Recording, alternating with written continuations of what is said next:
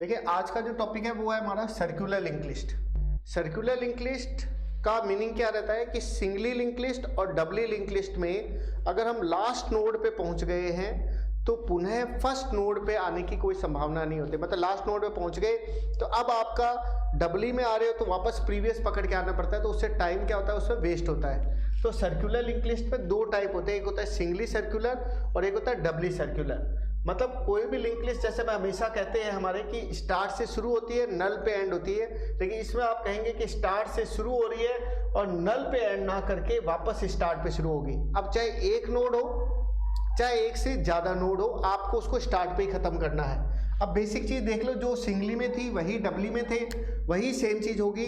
थोड़ा सा देखने की बात है, struct list, int data, data part, struct list, pointer next, next part हो गया। Struct list, pointer node, pointer time, pointer start, तीन वेरिएबल की हमें ज़रूरत रहेगी।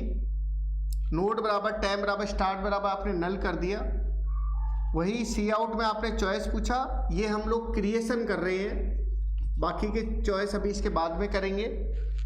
चॉइस अगर 1 है तो नोड बराबर न्यू लिस्ट।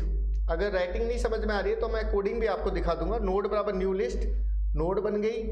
सीन, नोड में तीर का निशान, डेटा, डेटा डाल दिया आपने। अब आपने पूछा क्या स्टार्ट नल है, जैसा कि हमेशा पूछते हैं शुरू में स्टार्ट नल ही होगा, तो वही सेम बात कि नोड का नाम स्टार्ट होना चाहिए। तो स्टार्ट बराबर नोड, नोड का नाम क्या हो जाएगा, स्टार्ट हो जाएगा 1 नंबर।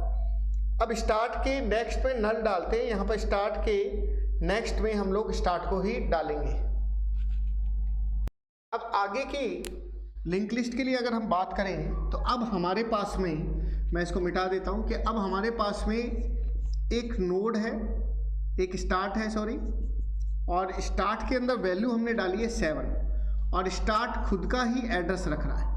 अब हमारी दोबारा से एक नोड आएगी, जैसा कि सिंगली और डबली लिंक लिस्ट में भी यही था, लेकिन हम करते क्या है, स्टार्ट का नाम बदल के टेम्प कर देते हैं।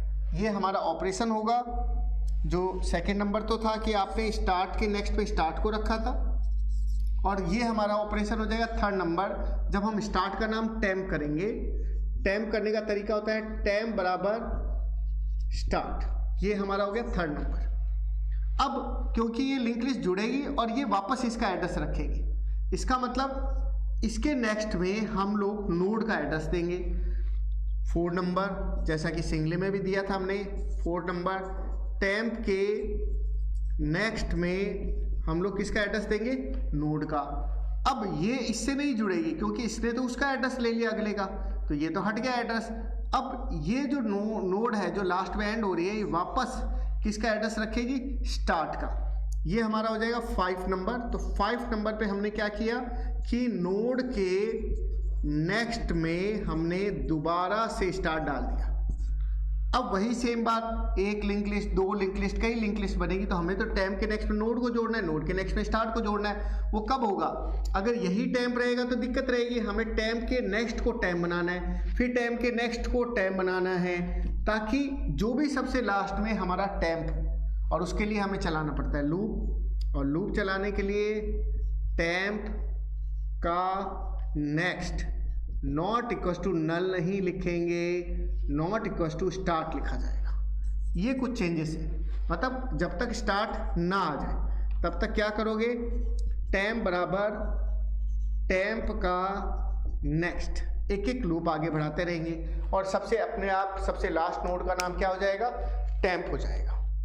अब कोडिंग देखते हैं। अब देखें, अब हम कोडिंग को देख लेते हैं कि कोडिंग में क्या डिफरेंस है। अब देखो कोडिंग में आपको दिखा है स्ट्रक्ट लिस्ट, वही integer data, struct list pointer next, दूसरा हिस्सा हो गया, फिर नोड टैप और स्टार्ट लेते हैं, सबको हम लोग नल इनिशियलाइज करते हैं। जैसे मैंने बोर्ड पे अभी सी आउट करके बताया था, ये सी लैंग्वेज के अंदर प्रिंटफ हम लोग लिखते हैं। सारे तरह के मैसेज इसके अंदर आ गए हैं, बाकी ऑपरेशन भी हम लोग अभी समझेंगे। नोड बराबर struct list pointer malloc size of struct list से इसमें नोड बनाई जाती है। नोड में डेटा डाला, आपने पूछा क्या स्टार्ट नल है शुरू में, तो नोड का नाम स्टार्ट किया, स्टार्ट के नेक्स्ट में नल ना डाल के आपने स्टार्ट को इंसर्ट कर दिया। एज टेम्प बराबर स्टार्ट, टेम्प का नेक्स्ट जब तक नल ना हो जाए, उसके बदले स्टार्ट ना हो जाए, अगली नोड टेम्प बनती रहेगी। जो लास्ट नोड होगी उसका नाम टेम्प होगा, वो अपने नेक्स्ट में नोड को जोड़ेगी, नोड के नेक्स्ट में स्टार्ट आ जाएगा।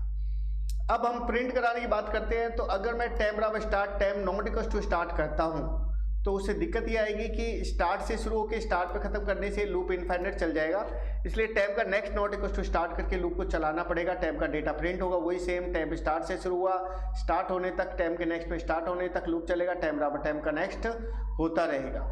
अब उसकी वजह से दिक्कत ये आएगी कि एक नोड लास्ट की वैल्यू छूट जाती है, तो आप टैब के डेटा को एक बार लूप के बाहर प्रिंट करा देगी, जो कि लास्ट वैल्यू होगी लूप के बाहर आने के बाद। चॉइस 3 पे आपने एग्जिट किया, रन करके मैं आपको बताता हूँ। तो सबसे पहले हमने F9 प्रेस किया, कोडिंग बड़ी कर लेते हैं, 1 वैल्यू डाली, 1 वैल्यू डाली, 1 वैल्यू डाली, 1 वैल्यू डाली। अब अगर 2 करके अगर आप डिस्प्ले करेंगे तो चारों वैल्यू डिस्प्ले कर रहा है, और 3 पर ये क्या कर देगा, आपका एग्जिट कर देगा। इसके बाद में हम लोग नेक्स्ट ऑपरेशन देखेंगे।